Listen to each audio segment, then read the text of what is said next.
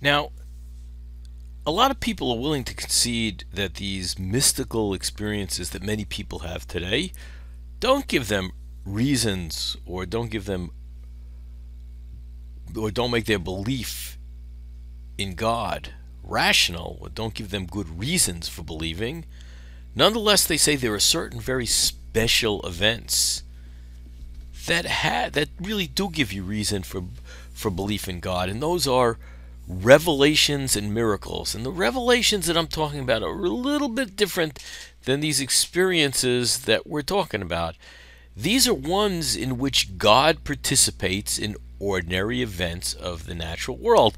Let's take a few examples from some religious documents, because after all, that is why many people accept and believe that God exists, because their religious documents, their sacred documents, contain stories about God's revealing himself, God's participating in events in the ordinary world. Examples: Old Testament, a vision appearing in a bush which burns but's not consumed by fire.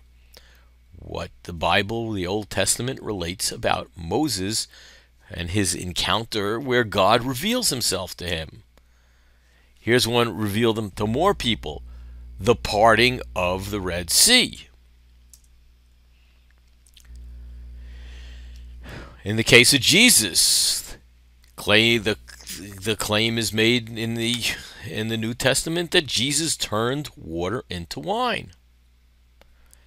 Another New Testament one is feeding many people with a few fish and loaves of bread, that somehow it lasted. One from yet the third major Western religion, that Mohammed's night journey to Jerusalem, or to the farthest mosque, which people have said it's Jerusalem. I said, these are special events. These aren't just, I'm out in the field, I'm looking towards the sky, and I got this weird feeling. Maybe it's drug induced, but these are things where God actually participated in ordinary events, and they were miraculous. In part, they're miraculous because God doesn't have a body. How did he cause these things to happen? It had to be a suspension of the law of nature. So people think that people believe that these special occurrences, these miracles, these miraculous revelations are what give them evidence for thinking, or for thinking that God exists. Thus, they are, based on that evidence, reasonable in believing.